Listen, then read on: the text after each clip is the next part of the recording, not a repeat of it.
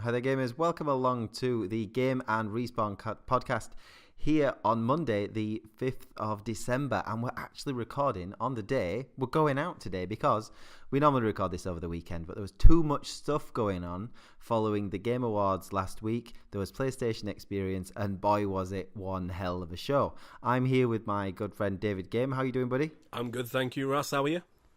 I'm very well. I am full of gaming joy after what was a wonderful weekend. So what we're going to do on the podcast this week, we are going to talk about the PlayStation Experience first, what we enjoyed about it, all the good stuff there, anything that we thought they could have improved on. Then we're going to talk about the Game of the Year, which is, spoiler alert, Overwatch, according to the Game Awards anyway. I'm sure other people will have different games of the year. And then we're going to do the usual favourite part of our show, led by Mr. David Game, which is... Peruse the news. Yes, we love the Peruse the news. We will just go around the websites, around the Tinterwebs, and look at all the fantastic stories out there, and David will bring you the best ones. And here we go. PlayStation Experience, David. I watched it. I loved it. It was a fantastic show, just over an hour. What were your overall thoughts of the event? It was a really good show. They kept it nice and tight. They've been doing they've had a couple of slip-ups with their recent conferences. You know, PlayStation, I guess, what was it, the meeting that they did for the Pro? But I get, it's a weird feeling because now I'm kind of thankful for that because we didn't get that Pro awkwardness in this PSX. So, yeah, I mean, Crash Bandicoot, Parappa the Rapper remasters, you've got... Jeez, what have we got? Ni no Kuni 2 was already announced last year, but, you know, we saw more of it. Action RPG gameplay now instead of the Pokemon thing, so I'm curious as to how that's going to go. Yeah, like and obviously The Last of Us 2. You know, that's... you know, I don't feel I need to say that. That trailer was fantastic. And Naughty Dog, they just know how to do storytelling. Unlike other games I'm playing right now. But anyway... Do not mention Final Fantasy 15 on this podcast. Look, it's a good story. It could have been an amazing story. Anyway, I'm at the last chapter. You already know that. So yeah, PSX was a really nice show, and they obviously showed the Vita love, which I'm connected to because of Kind of Funny. The whole, you know, they're very very fond of the Vita, and Gio Corsi came out of his PlayStation hockey jersey, looking all kitted out at PlayStation. As I say in the video, our little roundup that we did, PSX 2016 in 7 minutes, he came out representing the brand in all but his own beard because there was nothing shaved in there. But other than that, yeah, I mean, what I'm trying to think. There's stuff I would have liked to have seen. I think they're showing a bit too much of Horizon now. I want them to stop. You know, because I think they... Yeah, I think they did it tastefully. I think it was a good way to get it in there because there's two sides, isn't there? We've seen enough. Our pre-orders are in, but then there's we just still want to get a few more pre-orders since it's Christmas. So it was just like a minute or so of it, wasn't it? They did it okay. It was the end of that trailer, though, where they start to... It looks like they were delving into the more, like, the deeper mystery of it. And I don't want them to do... Don't do that. You don't need to do that. We're interested already. So, but again, you know, this is me armchair trailer designing, so no. Like, it doesn't really matter. We're going to get the game in February, I believe, and that's... Yeah, 28th. Yeah. So I'm just... 29th, yeah. I'm happy. I'm going to be playing Parappa the Rapper as soon as like they remaster that. Have you got the demo? I haven't. No, Final Fantasy 15's been all day. Oh, it's been consuming your life. As soon as that conference finished, I was desperate for them to update the European PlayStation Store so I could get on Parappa the Rapper, but it didn't happen until a bit later on. Yeah, what a great show. The start and the end were just brilliant because they were so contrasting the way they did it, and from the same developer that just shows the range that Naughty Dog have got, because the first one, the Uncharted Lost Legacy, where we were all kind of sat there going, what the hell is this? Why have you just dropped to see it? What is this? Who is this person? And that was wonderful because it was just all gameplay. It was clearly someone taking control of that character, going through those scenes and taking on that environment in a stealthy way. All about the gameplay and how captivating that was. And then at the other side, you had that really cinematic, teaserish trailer that was, like you said, just wonderfully done for The Last of Us 2. So the start and the finish just hit. So anything else in the middle, I mean, they almost could have done anything they wanted in the middle. But it was so good that there were so many things in there that looked interesting. I was interested in some of the more indie stuff. I thought things like Absolver looked really interesting. This MMO fighting game by Devolver Digital and Slowclap, that looks good. Dreadnought looked quite interesting as well, a free-to-play space battles game. It's on PC at the moment, I think through Steam. But there were loads of stuff there. There was a nice clip of The Last Guardian looking beautiful to get us excited for this week. And Marvel vs. Capcom Infinite. But like you said, there was stuff missing. It was a good show. It was just over an hour with maybe an hour of it game footage, 10 minutes of talking, and they missed some big players, but you didn't miss them. It was still a good show with some massive games missing. That was what impressed me the most. They could have that amount of depth to say, yeah, we're not going to show you any God of War, we're not going to show you any more Days Gone, or bring any Spider-Man to the table. We've got enough here, including a new Wipeout. I don't know if you ever played Wipeout, but I love it. I can't wait to see that one in action. I haven't played Wipeout, no, so yeah, but that was interesting. I will say one thing in particular. How good does Crash look? Yeah, well, it's awesome.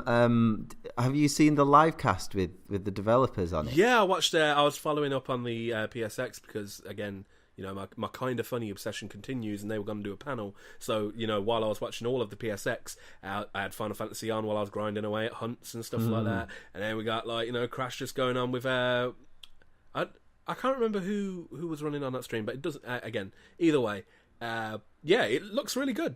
He did the run and then did the perfect run afterwards, didn't he? Of the first level. Yeah.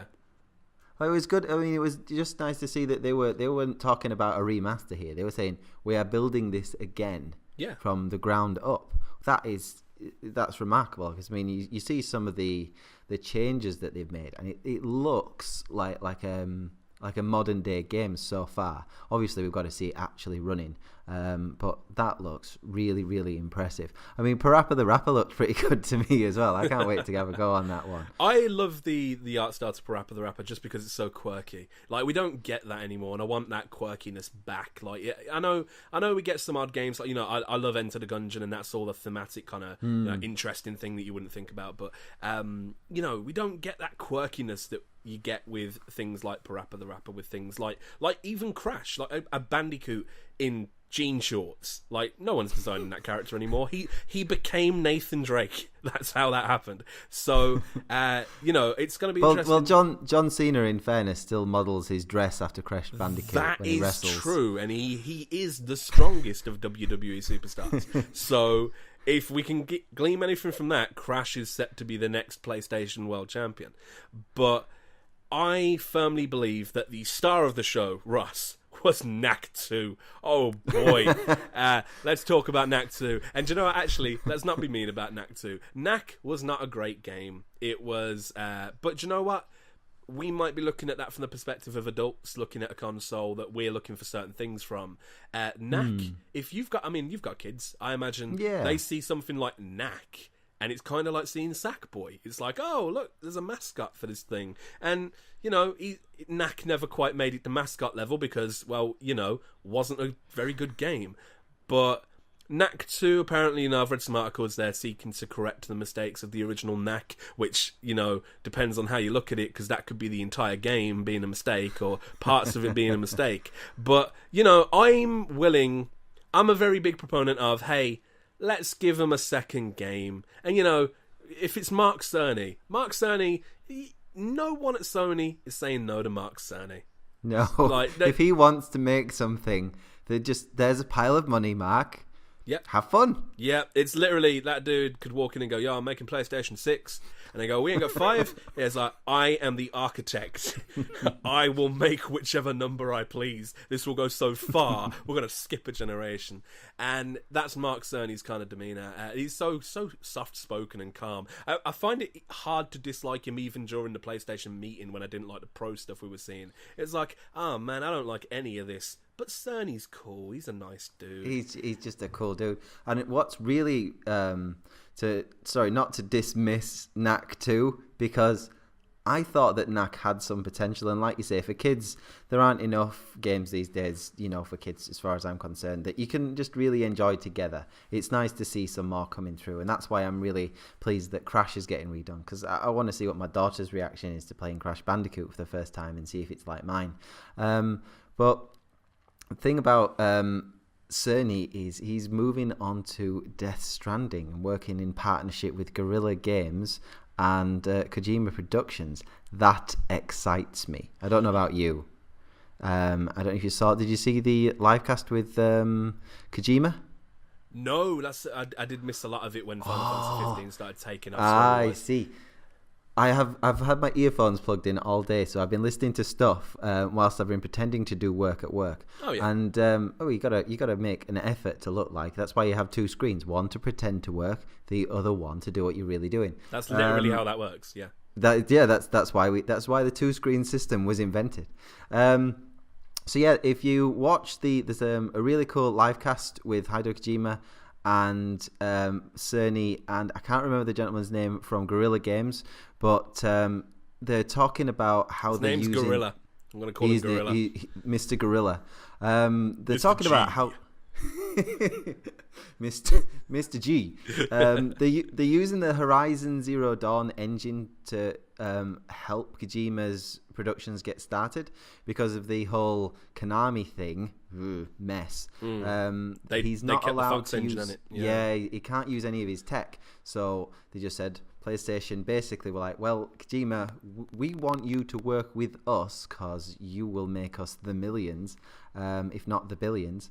So here, have one of our studios and just borrow their code. So they're using the engine from Horizon Zero Dawn to make Death Stranding, which is really quite interesting. That engine is clearly making one hell of an impressive looking game.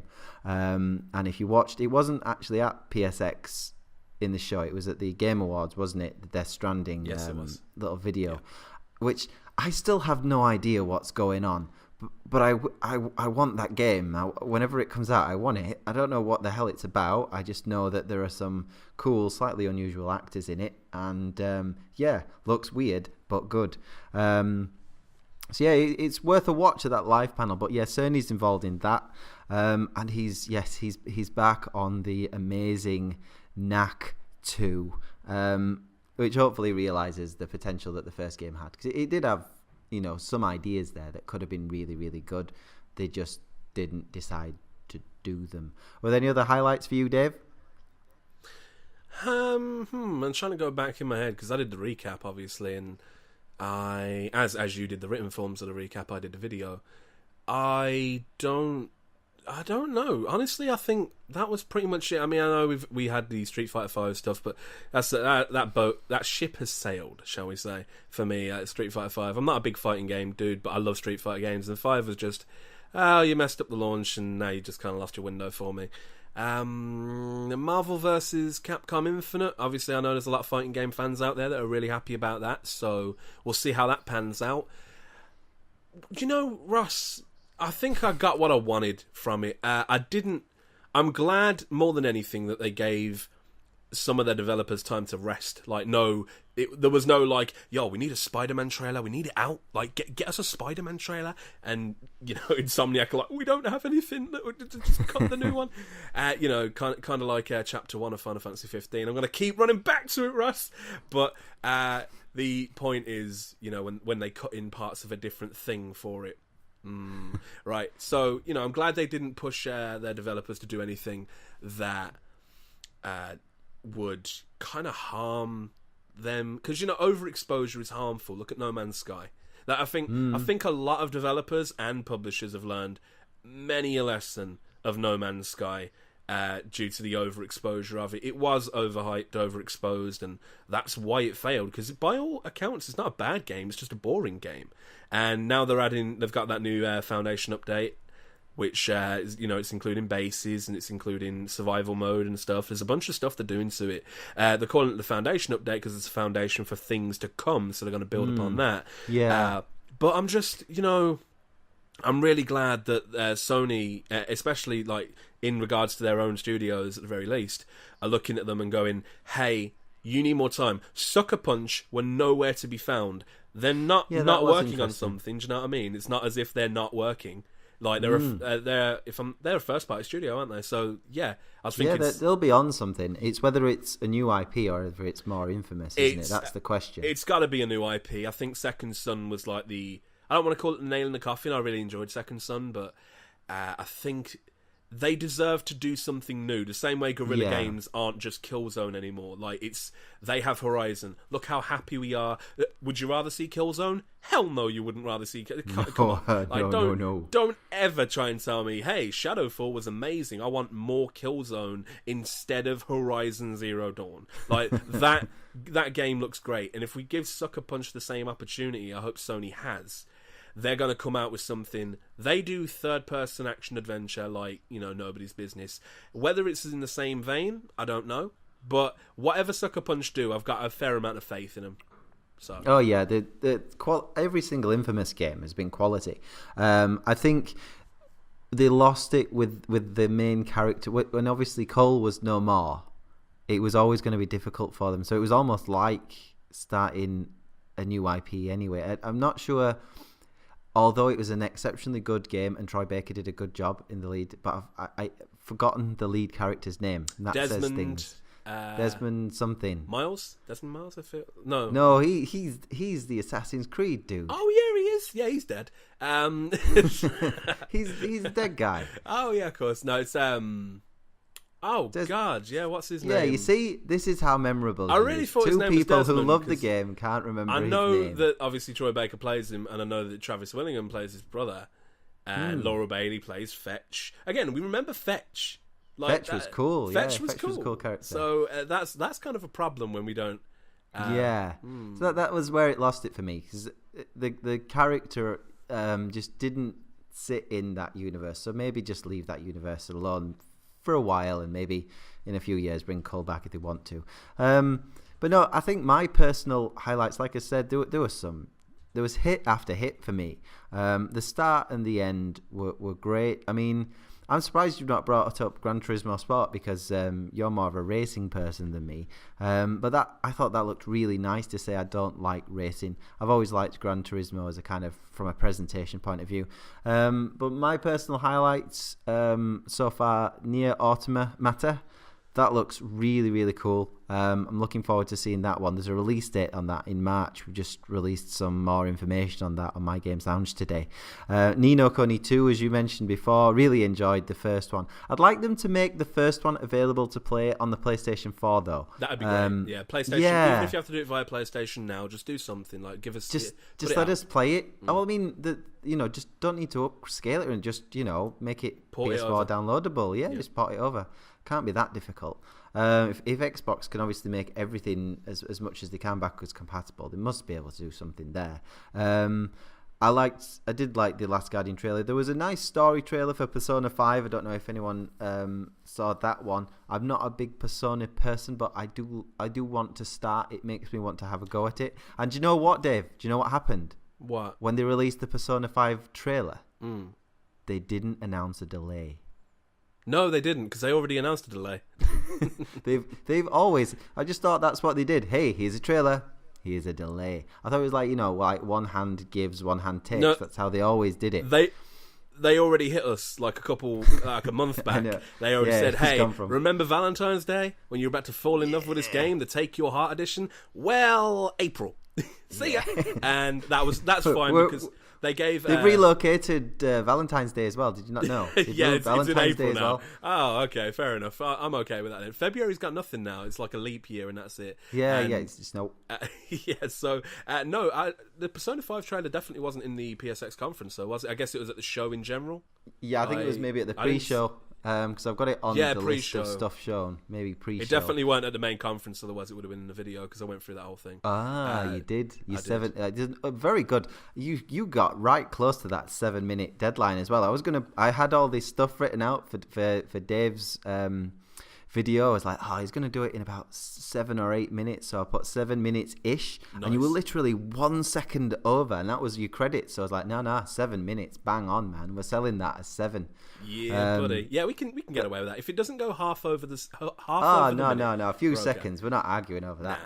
Nah. So that was, Ni no Kuni 2 is my highlight. Persona 5, I did not see that story trailer, so I wish I did, because that is my big game for next year, my big JRPG. You really should check out Persona 4 Golden. It's so good. But yeah, that's if you've got a spare 100 hours, mate, go for it. You know what I mean? Well, you know that my time with 2 children just overflows for these 100-hour plus games. It practically begs to play JRPGs. Daddy, can we not put Peppa Pig on? Excuse me, you want to turn Final Fantasy off for Peppa Pig? What am I bringing up these children to believe? Have you heard of Persona? Have you seen these beasties? Don't you like Japan, young child? No.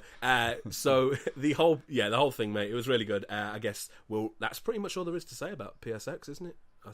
I think so. I mean, just to wrap up, we've got a really handy 2 articles. There's lots of articles on mygameslounge.com. If you head over there, we've got a PlayStation Experience Roundup, which has all the trailers and a few details on one page, so you can just scroll through and watch as many videos as take your fancy as you like. And we've also got, as David's mentioned, he's done a wrap-up of the showcase, so instead of sitting there trying to watch it for an hour and 10-15 minutes, you can just watch all the highlights in 7 minutes, which is a really nice video to enjoy. We've also got many updates coming out following the event, because obviously all the PR firms that work for these people are just releasing extra details, and they only started work today. So the ones that are in America will be kind of waking up now and sending out press release after press release. So we'll just keep updating you on mygameslounge.com with more stuff throughout the day and throughout the week as well. We're going to go back a few days to have a look at the Game Awards now. So the Game Awards was quite a nice show as well. It was good. It wasn't quite as smooth as Sony's. There's always a few little hiccups there, but they do the best. And the Game of the Year was not either one that we picked. It was Overwatch. And when we were discussing this off microphone, and we were saying, it's hard to argue with it in terms of gameplay and popularity and what it delivered. It might not have been our choice, but it was the choice. What's your say on Overwatch Game of the Year? Well, first off, I want to say one thing. I'm going to Kanye this for a second. I'll let you finish in a minute, Ross. But Xenoblade Chronicles X was robbed of 2 things. It was robbed of the award, and it was robbed of a moment during the show, because they did that award during the pre-show. That is, okie dokie, right? Like, again, I haven't played the Witcher Blood and Wine expansion, so I can't say. And it was never going to beat that. And if you're going to get punched in the face by something, it should probably be The Witcher, So fair enough. Yeah, I mean, it's hard to argue with The Witcher punching you in the face. It is quite difficult to argue with anyone saying The Witcher. And again, but here's the thing about the Game Awards, Ross, is that, and I like Geoff Keighley. A lot of people crap on Geoff Keighley for, basically being the Ryan Seacrest of the gaming scene, which he is. But he is genuinely passionate. I don't think he's fake at all. I think everything about him just exudes this happiness, and he puts his thing together, and he's made it work over. It took a while to get it into the place it's in now, but now it's no longer on Spike TV. Now it's like an internet thing. That's a lot better for him, because he's got far more control. But having said that, the Game Awards is just a massive advertisement. It is. We can talk about how it's a celebration of video games, and it kind of is. But it's not. It's a popularity contest, and it's an advertisement. That's why there's a trailer every 5 seconds. It's like, hey, why we give somebody this really heavy award? Now, it's time to see this advert from Audi. Here's the Final Fantasy 15 car. And I know it wasn't, and that's hyperbole. It wasn't really there, but it was. Well, I mean, we did have to suffer through that robot with that razor robot. I liked that robot. I enjoyed that shaving robot. Right? It did not inspire me to go and shave. I'm not gonna buy that shaver, but I liked the robot. I liked the effort, and it was like the Street Fighter 5's little. It was not even Street Fighter 5 when Street Fighter 2 Turbo. Yeah, classic retro shave. Retro shave. The whole thing. The show is just, it's not as polished as a PSX because they're not trying to keep it tight. They're trying to long it out to get all the ad space. And Overwatch itself winning Game of the Year, again, I put that game down after a week.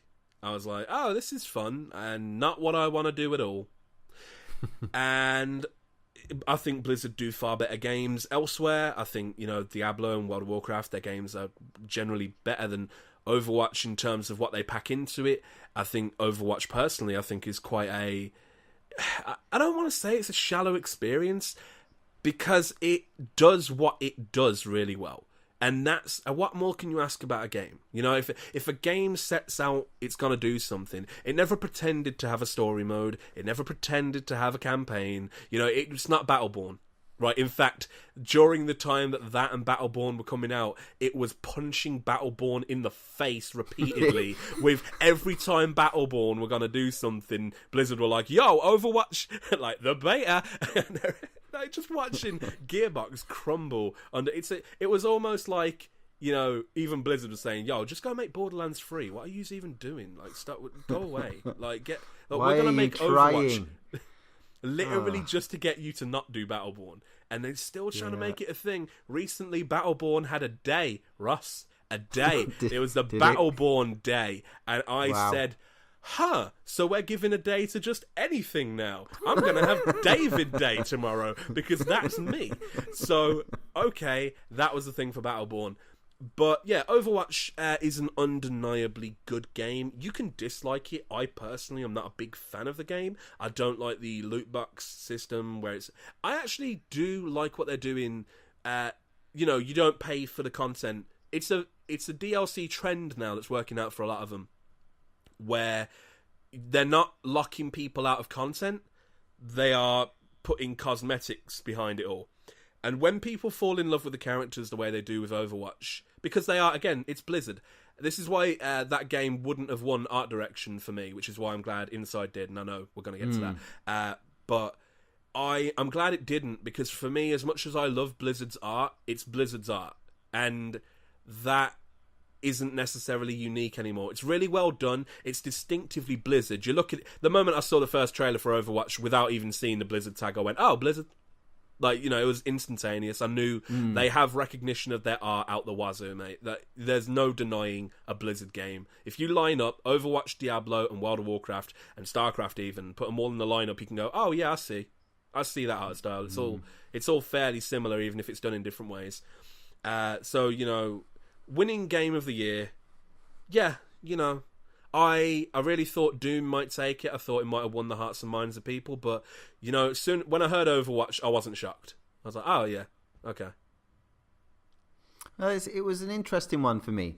My personal point of view was it was a bit of a show of where gaming's going, because the safe choice in this category was what we picked: Doom and Uncharted 4. Now, I thought Uncharted 4 because of its narrative and just the overall quality of it. And you obviously thought Doom because you can rip people's arms off and stab them in the face with them. And both are very, very good points, David. Very good points. So the thing with those are the stories with, campaign mode, single player, with multiplayer optional content that people really love, or you know what I mean? It's a safe game. It's your standard kind of game that we're used to seeing happen. And Overwatch was neither of those things. It was all about fun characters going around various different multiplayer arenas, just shooting at each other, using different abilities, looting, getting all the extra equipment, those kind of things. It was something more social and more multiplayer focused, and that was what surprised me about it won, because it wasn't the safe choice, and you do expect at these kind of shows the safe choice to come out. So it was progressive in a way that we could see a winner that wasn't kind of your standard game. And I've got to be honest, I mean, I know how you feel to it, but for me, multiplayer is really challenging, and I know we bring this up all the time, but with a family at home, I don't often get an hour plus to go into a really in-depth multiplayer mode with say Destiny, when you're in one of these strikes or raids where you're in there for hours if you want to be, and you can't pause. You know, if something happens, if I need to go off for a bit, I need the facility to be able to pause, or I need to know that, oh, well, it's only, you know, a 5-minute round or whatever. So for me, Overwatch is brilliant. I can just throw it on. I can have a load of fun. I know I'm really going to enjoy the gameplay. It's not full of complete idiots most of the time as well. You tend not to get too much of the, you know, I'm going to come kill your mother type people and other stuff. So it's a fun game, fun characters, really enjoyable to play. You're not necessarily playing it for hours on end. Obviously, per round, so your rounds are quite fast and you can have lots of fun. And yeah, I'm really pleased that something a bit different has won it from my point of view. Let's have a look at some of the other categories then, if you want. Is there anything that stands out to you? I know you feel very, very strongly about the RPG category, so if you feel free to have a go at that if you want to further. You know, Ross, I made my case and the game lost. And again, it's a popularity contest.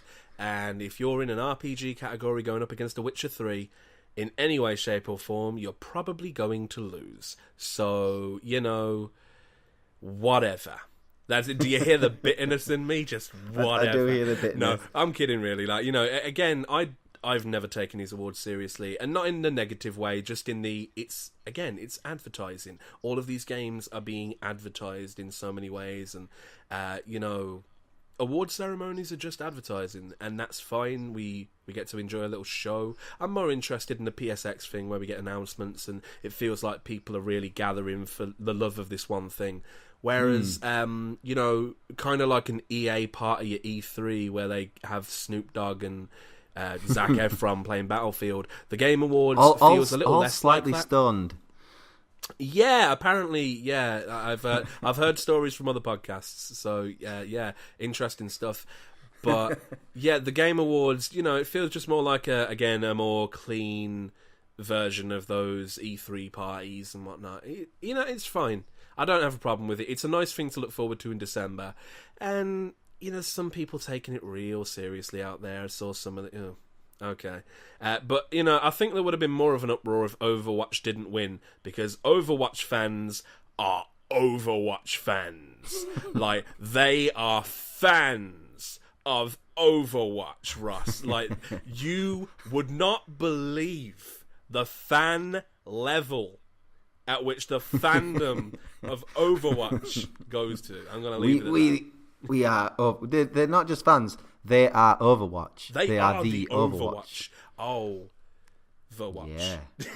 I do think though, Overwatch does deserve some kind of single player thing. Whether they do a full campaign or if they do some kind of, you know, character based episodic thing, it would be really cool to kind of explore that universe. I think they've set that up. I think those characters are intriguing. People like those characters. So because originally that was the thing. Apparently the original plan for this was it was a new MMO thing, kind of like it was kind of like a Blizzard Destiny. And cool. Then eventually they scrapped the MMO and pulled the shooter part out of it, and that's what Overwatch is. So nice. That's the fascinating side of it. And I think maybe they've gauged the reaction. People love the game, and now they can milk the crap out of it. But Blizzard do that in a relatively good way, because they still make good games whilst milking the content. You know, yeah, Overwatch is fine. So we'll move on to other categories now. Yeah, Xenoblade Chronicles X, you know, robbed but beaten by The Witcher. Massively robbed. We've got some other categories here. I'm just going to highlight the winner of the performance, which was Nolan North as Nathan Drake. We had a bit of a debate on that one. I think he's deserved that though, don't you? We didn't. I don't even think we debated, to be honest. I think It was him or Troy Baker. It was less of a debate and more of a Nolan's probably going to win this, but why don't the other people kind of, you know, why is Nolan North more so than anyone else on that list? And then Nolan North went up and did his speech. I don't know if you saw that. Talking about he was basically representing developers, talking about how their performance matters more than theirs, and the whole idea of performance matters. There's a lot of Twitter activity after that. You got to imagine, mate, with people on the side of performance matters, people that want to be rallying against them. And I found one particular tweet from Steve Blum very, very good. It resonated with me. It was in response to Colin Moriarty of Kinda Funny, who basically... I don't want to reduce what he said about it, but he was saying that the strike was tone deaf and all this. And Steve Blum turned around and said, who is a prominent voice actor, by the way, Steve Blum, said that, yes, I believe that there should be better working conditions for developers too. Everybody does deserve better working conditions. I'm just not in their union. And that was the fine, like, for me, that was like, that's exactly it. Yes, all these people deserve better conditions, Nolan and Colin, right? We understand that. But you are not in their union. Like, feel free to go help them out if you want, but no, you're not doing that, are you? So, the voice actors have got to look out for the voice actors. And if the game developers can't do that for themselves, I don't know what to say about that. I'm like, yeah, you do deserve better conditions. You do deserve more pay from the publishers for what you have made, for the art you have crafted. Like, we love these games, Ross. I cannot tell you the amount of people's names I don't know that I wish I knew. Like, I know what you're saying, someone who designed the particle effects on some of the guns for Destiny's, some of the shots that come out of the guns and Destiny. Like, there's so much stuff. Like, who is the concept artist for Horizon Zero Dawn? Who's the 3D graphic designer? We don't know these names, and it would be nice to. Who's the guy that makes Aloy's hair? That's some cool hair, man. God. That's some, like, I get, we could wax lyrical. The lady, sorry, should I say? We keep saying, who's the lady? Yeah, sorry. I'm too accustomed to saying guy for people in general. Yeah, we mean just people. We don't mean to imply that it's just men that do the awesome stuff. Of course, it's not. But there's a nice mix out there. Basically, my point is that. Nolan North made it was a rousing speech, and it was important. I think it was important to show that, the voice actors aren't necessarily being selfish, and they do recognise that the efforts of the developers go a long way. Of course they do. Without, like you said, without their performance, I wouldn't have a performance, essentially, to paraphrase him. And that's a really good point. Except you would, Nolan. Except you'd go and do animation. Except you'd go and do, Pixar films instead. You would be working, your performance would still matter if all of this entire industry buckled. I think the thing with Nolan is, as well, there's the working conditions of those that are at the top of the chain, the food chain, if you like, for voice acting, and there's the conditions for those people in the middle and not, very high up. Because I doubt Nolan North goes in for a day and has to go and all that crap. I mean, I think he does. Yeah, I'm sure he does some stuff like that, but I'm sure he gets plenty of. He gets a lot of compensation for it as well. Like, and I'm not sure. I don't know. Someone who's just getting into it, I'm not sure they get maybe this. I'm just assuming. Just knowing what other work in other industry is like, I'm sure the condition, they're not making this noise for no reason. So no. I'm certain there is a case to say that if you're at the top there, you probably get treated a little bit nicer than if you're at the bottom. And that's not to say that Nolan North didn't work his way to the top. I'm sure he probably worked in far worse conditions way back when, building up to the point where he's at now. He deserves all that. But I do think I think the strike is a very complicated issue that I don't think either of us are clued up on enough to really comment on.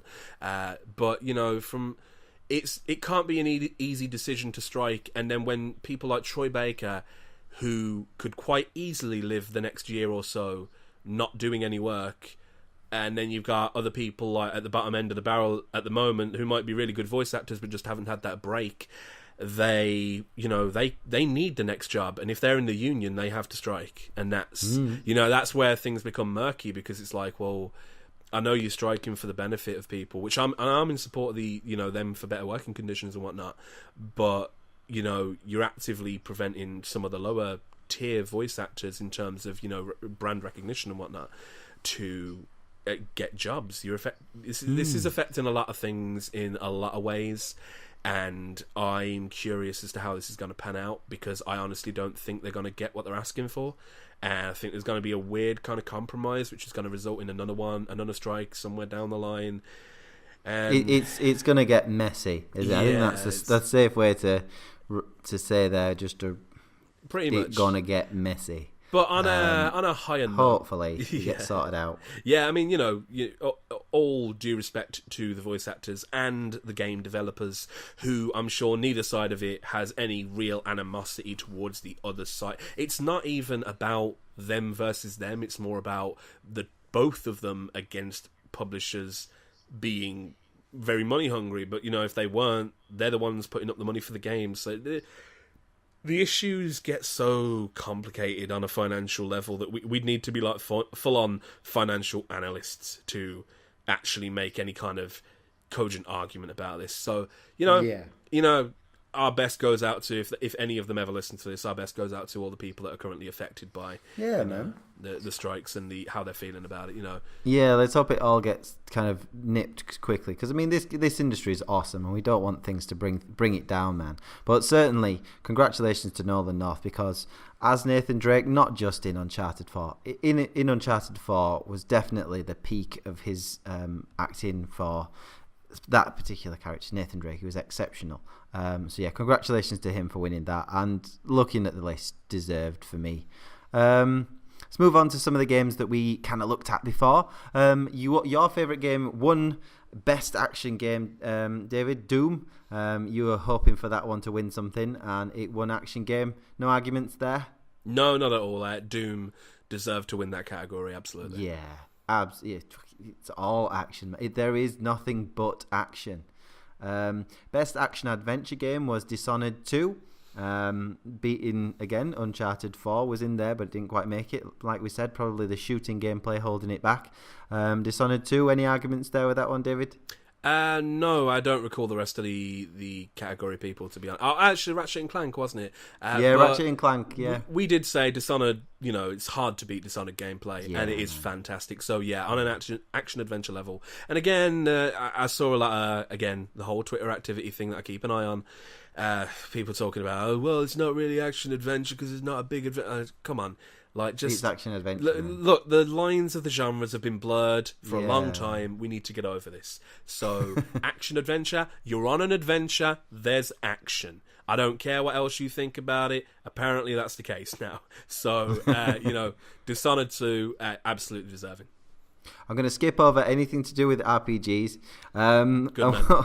I'm scrolling down the page as we do this, because we've got a nice wrap-up of all the results. But surprise maybe from what we are both discussed on the anticipated game of 2017. Obviously a popularity contest, as we're saying, but we had God of War, Horizon Zero Dawn, Mass Effect Andromeda, Red Dead Redemption 2, and Legend of Zelda Breath of the Wild, and Legend of Zelda took it and won. Yes, it did, because as I said to you last week, Ross, Nintendo fans, much like Overwatch fans, are Nintendo fans. And again, every single one of those games, that is a pot of gold when you're talking about that award. It's like, which one of these shiny pieces am I going to pull out? Because I'm going to pull out a winner either way. Like, all of those games are hotly anticipated. Massive, which one's the most anticipated? It's like, well, not Mass Effect, in my opinion, because I'm still wary about that. But be gentle with my Mass Effect. Look, I'm on the it's going to be awesome side. Well, I'm hoping so, but I know you've told me obviously it's like the Dragon Age team, a lot of it. Yeah, I think so, mostly.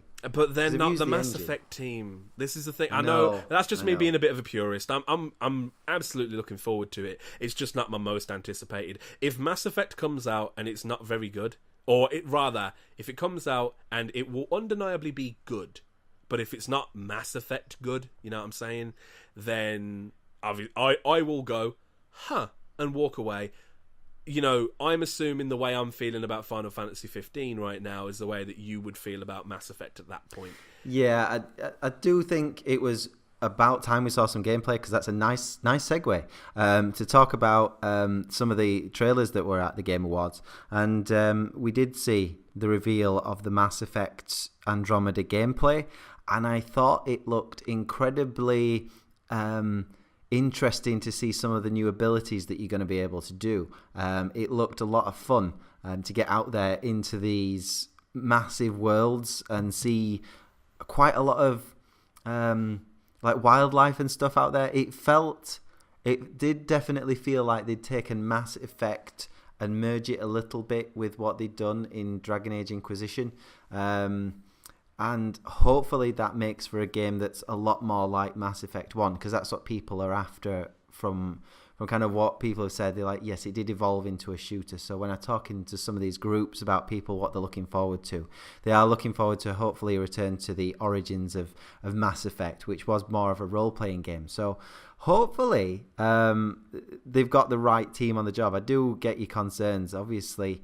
They've had the change in the director, and Casey Hudson's not on it anymore, which was a huge concern for a long time. But I do have faith of all EA studios that there are. I do have faith in BioWare to deliver, but they have let people down a little bit here and there. Hopefully this isn't one of those times, because Dragon Age Inquisition was excellent. I saw this, right? I don't know if it's still on. I saw Dragon Age Inquisition Game of the Year on the PlayStation Store for like literally nothing. It was about Game of the Year for about £10 or something like that. It was crazy. If I didn't have it, I was tempted to just buy it anyway. Just like, that's so cheap. Even though I've got it, I'm going to have to buy it. So that's an amazing game. You should play that. I'm hoping that Mass Effect was good. Was there anything, if we can remember going back that far, was there anything at the Game Awards that stood out for you as a trailer or a world premiere, as they were all called? World premiere. Which was done with the lady's voice this time, wasn't it? It says world premiere, I believe. So there's obviously Death Stranding by good old Hideo Kojima. And yeah, I mean, again, I want to clarify, it's not a game yet.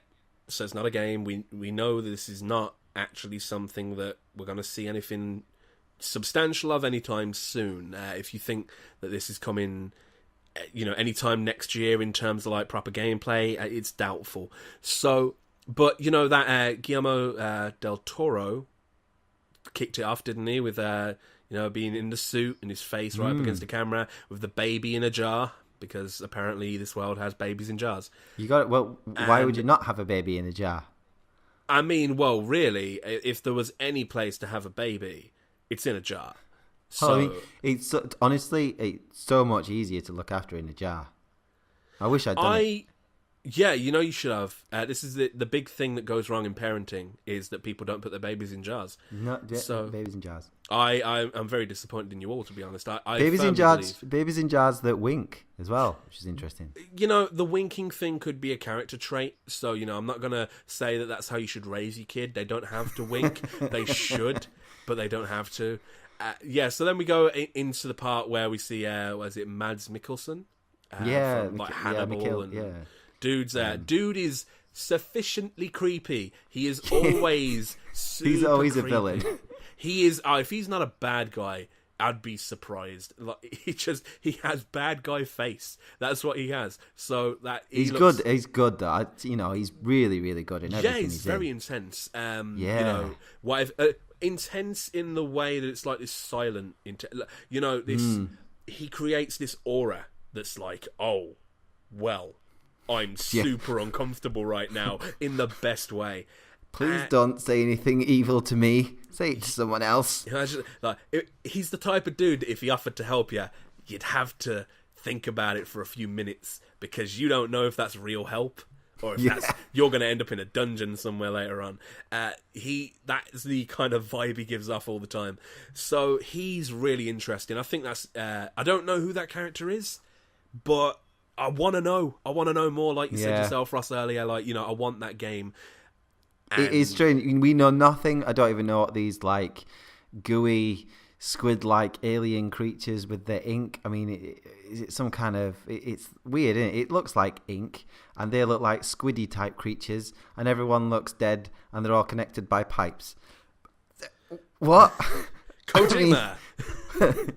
Well, a Kojima Productions game. Yay, enjoy. I mean, seriously, what is it? But, I want it. I want to see more. David Hayter needs to turn up in this game. Oh, he's so turning up in that game. I know that they got off on like the bad.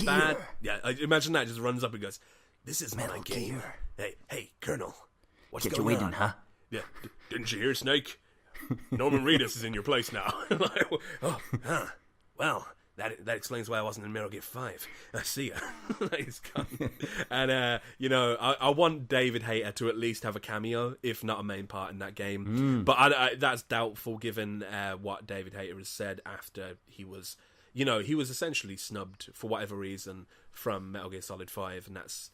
It depends who that was. I mean, if that was Konami, which you suspect it was, rather than Kojima. It's easy to suspect that, though, mate. It's easy to suspect the terrible company. But, mate, like from what I understand, Kojima was always looking to make Big Boss somebody else back in Metal Gear Solid 3.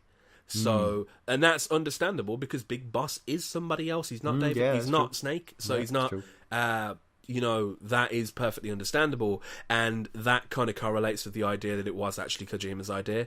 So, it's fine. I was fine with the voice change and all that, but I wasn't fine with how I found out, the way it went down for David Hayter. It sounded real cold, because apparently he had these conversations with his agent or someone at Konami talking about, well, we're gearing up for it, so, and then just, nope, no place for David Hayter. So, yeah, okay. But again, Hideo Kojima picked up the Industry Icon Award and then showed that trailer afterwards. And I'm just glad to see Hideo Kojima back in a positive mood. He's clearly been through the ringer, you know what I mean? He worked for Konami. He's not the first person it's happened to. Igarashi had it happen to him as well, with, Castlevania and all that. So Konami are a nightmare company, and I'm just glad he's got out there, because working with Sony, people say nothing but nice things, mainly because Sony would probably assassinate you if you said anything bad about it. I think we'll have you Shuhei is on a roof with a sniper rifle, just waiting. He's just waiting for you to say something bad. So I'm looking forward to Death Stranding, finding out what that is, because I really do think, from everything I'm seeing, that it really is the Metal Gear spiritual successor. I know he's very adamant about not doing Metal Gear, but Kojima plays these mind games, and he does this weird future military thing better than most people. So, in fact, better than anyone, I'd say. Yeah, I think he does it the best, doesn't he? That's the thing about Kojima. He does things just the best of what he does. Metal Gear 5, what a game, man. What a game. So to sum up, how do you feel, like, literally, about going into 2017? Because this last few days has got me proper pumped for next year gaming, I've got to say. It's been brilliant. 2017 is going to be excellent. I would have told you that before the Game Awards and before PSX. Horizon Zero Dawn is just the tip of the iceberg. I've got Persona 5, which, when that comes out, mate, I know you don't have a lot of time, but honestly, just to experience a Persona game from what it is, you need to. Yeah, on your recommendation, I will dedicate 100 hours of my life to Persona. We do. I think we. Can need I just to say correlate. one thing on Persona 5? Go when ahead. you're typing Persona to write news or anything, I keep typing personal, and it's really starting to annoy me, because my little finger just goes, ooh.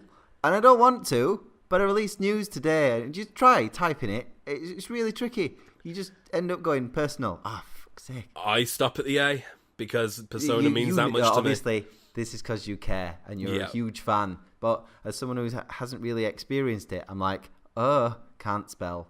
So I apologise to anyone that went on mygameslounge.com today and saw some news on a new game called Personal 5. But, look, that's a whole other game right there. Exactly. Some VR porn. It's going to be fun. 2017. There are some months. It's really nice to see all this side of it from a PlayStation point of view, but both me and David are just gamers who like games, and we're going to be looking at the Nintendo Switch, because we're getting an update. We're getting an update on that in January. Oh yes, it's got. I am looking forward to the Switch so much. It looks so cool. I've been playing with my 3DS for Pokemon Sun recently, and I've been looking at it sometimes I wish I could just put this over on the TV. And that's just what the Switch is going to be, Russ. I'm like, so yes. it's going to do it to you, man. And it's got a Xenoblade on it. It's gonna. Well, that's the. Hopefully, Xenoblade comes back and then can win it for you next year. There's so much going on. We're going to get an update on the Switch, I think, in late January. Lots of games coming out in the early portion of the year as well. So, I mean, God knows what's going to come out after the summer. It's going to be monstrous. And that's not including anything that Xbox are doing, because they've got some big games to come in 2017, not to mention the build-up to Scorpio as well. So, 2017, we're going to need some budget. That's what we're going to need. We're going to need some cash. Got any cash? We've got Boomerang. We can handle this. Enter the Gungeon are getting their supply drop. Game of the Year, Enter the Gungeon, which wasn't considered at the Game Awards, which fantastic game is the Game of the Year. I know we were talking about having a Game of the Year podcast, Ross. I know it shouldn't be a secret to anyone. We should be doing it. We should be doing it, sir. I got to admit, I'm just a little concerned about it, because I feel like it's going to be a weird situation where you and I just haven't had much crossover on a lot of games. So well, it's like, that's fine. Here's this 80-hour RPG, Ross, that I think might deserve Game of the Year, and you're like, maybe. Yeah, that sounds good. What we'll do, sir, we will put some together, and people listening out there in Gamerland, keep an eye on our Facebook page. What we're going to do is we're going to do some votes via Facebook, and then the best ones will come in and we'll have a bit of a chat about them. We'll do it that way and see how it goes. Right, David, do you want to move on to your favourite section, sir? It is time for... Peruse the News. That's right, Ross. This is where we gather up the information around the internet in the same way that I might do in the PSX 2016 in 7 minutes conference video, and just condense it all and tell you to go check it out. We put the links in the video description, and we encourage you to go read what we've got. Now, I got to admit, I cobbled this one together a bit, Ross, because we just we jumped on and just went straight into it, so I didn't really have these ready. So, as you might be aware... but this is all inspired by Colin Moriarty's Colin and Greg Live segments, so he does a very good job of this. The Last Guardian reviews are all pretty much popping up all over the place. The embargo must be up. I am currently reading through Marty Sleever's The Last Guardian review over at IGN.com. That's the link we're going to give you. But, check out your favourite outlet. Go and see what they've got to say about it. We, as far as I'm aware, Russ, do not currently have any views on that game. Is that right? No, my main concern about it has been length. I haven't managed to get us one, unfortunately. Demand and supply were too great. Understandable. But I've got my copy on order anyway, so I will be playing it. My number one concern with it was it's been developed for a long time, but I know that Team Ico games aren't particularly long, so I'm just wondering if it's a beautiful, amazing experience that is over. And then that's it. You don't. I want it to be, mate. To be perfectly honest with you, I don't want to. We've had Final Fantasy 15. That's an exceptionally long game filled with content. We don't need two of those right now. I know this game's been in development hell for a very long time. Me personally, I'm not necessarily a Team Ico fan, or Ico, whichever one you want to say. I not in a bad way. I don't dislike them. I always found their games to be are too artistic for my personal enjoyment. It's just like, this is art, and I'm like, yeah, I can tell. Like, where's the fun? Because you got the art, but that's just for me. But, Last Guardian, it's getting decent reviews and then top-level reviews from a lot of people. From a lot of people that are real angry. There's a lot of Team Ico fans out there that are just, like, you read this comment section, boy, oh boy. Marty Sleeve has made some real good points, and all people care about is the 7. Oh, get over it, people. Play the game. So there's that if you want to read it, and other outlets have given it more, glowing reviews. So if you're that sensitive to it, go and check those out instead to soothe your own ego. The next story, Ross, because I'm going to rattle these off because I know we are running a bit late. Again, also at IGN, from Alex Osborne, the World of Warcraft vanilla servers will reopen next week, launching on December 17. Now, I don't know if you're aware, Ross, World of Warcraft vanilla is the original World of Warcraft. So, yeah. It's I'm the on typical that term. all the time. You're on the typical terminology for it is vanilla.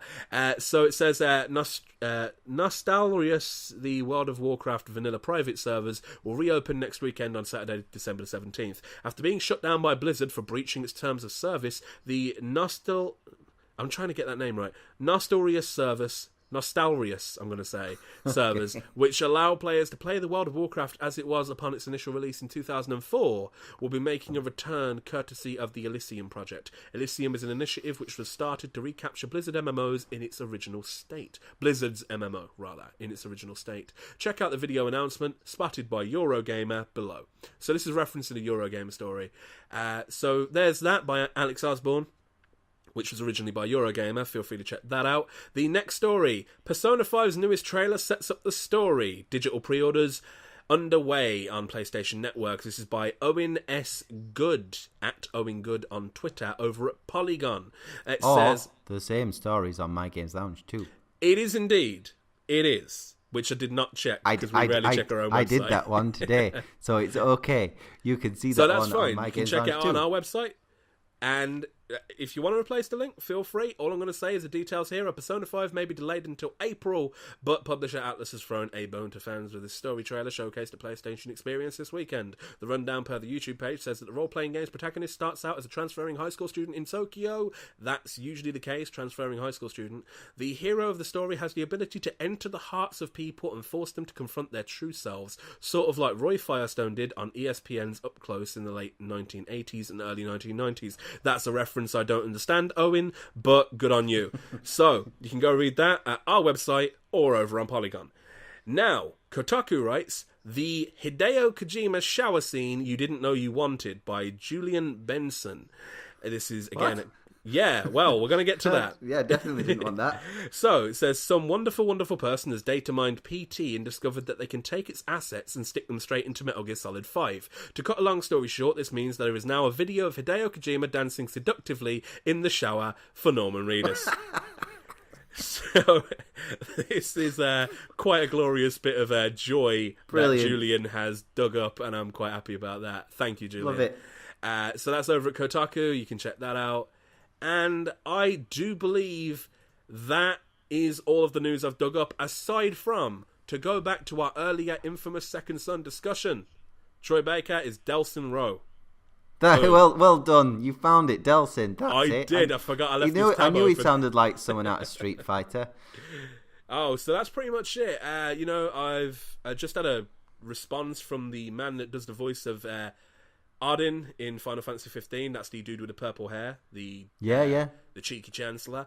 After I've complimented him on his performance, and again, I do want to close off, Ross, if you don't mind, by talking briefly of Final Fantasy 15 because you go ahead. I know it's fresh in your mind. I'm a whole lot of balls deep in that game, Ross. So. It's the best way to put it.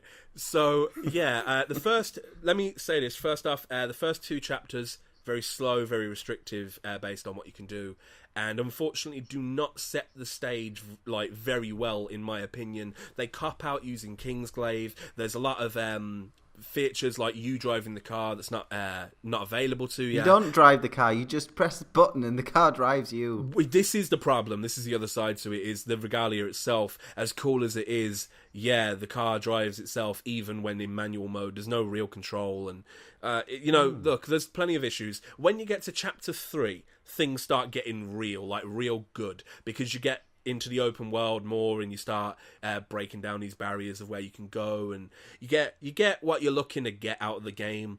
And then, Russ, about, I don't know whether or not saying how many chapters ahead would be a spoiler in any way, shape or form, so let's just say a substantial amount of chapters later, you get the game's first own original cutscene.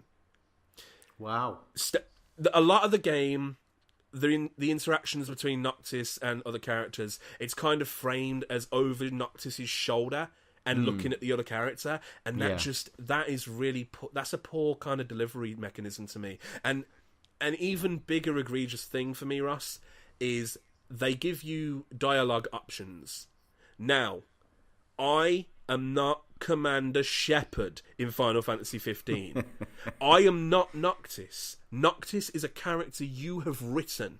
I should not be responding. He should be responding. I should be watching this unfold. I should not have agency as the character. It doesn't make any sense for us. He's an established character. So, I have some very deep kind of problems with the game. That said, the gameplay side of it. So the story, there are some awesome story beats that are let down by its initial lack of world building, because it relegates a lot of it to Kingsglaive and Brotherhood, and that's super disappointing to me. It could have used an hour or two at the front end, Ross, to say, have you exploring Insomnia, and seeing how the people react to Noxus, seeing how they adore King Regis. Do you know what I mean? Like, you know, getting this sense of place for when the inevitable fall, which is largely marketed in Square Enix's videos, so that's not a spoiler. When Insomnia falls, you feel something. Yeah, I didn't, and I love this game, Russ. Like, I like the characters, I love the gameplay. I didn't feel anything then. So later on, when some genuinely awesome stuff happens that I'm looking forward to eventually talking to you about when you eventually get to it, it's really good. But it would have meant so much more if they'd just done some character building at the very beginning, rather than sending the boys off on their journey straight away. It's disappointing because of the things that happen later in the game that are genuinely really good, and they're delivered so well. There's a chapter, Russ, that I just went through that's very much like a horror game. Like, just all of it. I'm not going to spoil it by telling you what's going on, but the tone and the presence of what's going on is just so good. And the astrals, which are the summons, there's only 6 of them, but my God, Russ, when they do, like, so far I've seen 2 animations from each of them, which, you know, you've seen Titan come and pick you up and do the pound, right? He also has one where he's like a distance over the map, and he just picks up a big piece of earth and just lobs it, and it just, it's Gaia's Wrath. It's awesome. And, you know, Ramu, we've seen the Ramu one, that was the most popular one from the Duskai demo, and he can throw, out of nowhere, I was like in a cave underneath somewhere doing a dungeon, and Ramu was like, yo, it's time to summon. I was like, all right, cool. How's Ramu going to do anything here? Because I'm inside a cave. And he just throws his bolt, like, from the outside straight through the cave and just judges everything. So, yeah, you can hear, I hope I can communicate quite well, just how much I really like the game, but how disappointing, because of how good the game is, some of the story beats are, because they don't land only because of Kingsglaive, mainly. Like, the existence of Kingsglaive completely diminished the beginning of that game, and it's so... I put the pad down, Russ. I put the pad down, and I had to WhatsApp my cousin, because me and my cousin have been looking forward to it for ages, and I had to WhatsApp him and go, Jay, they used Kingsglaive, man. And he was like, oh no. And everyone knows what that means. You know, Kingsglaive was not a good movie. It didn't do a very good job of investing people, and now it's integral to the game. It's not, you know, I couldn't say to somebody, hey, just play the game.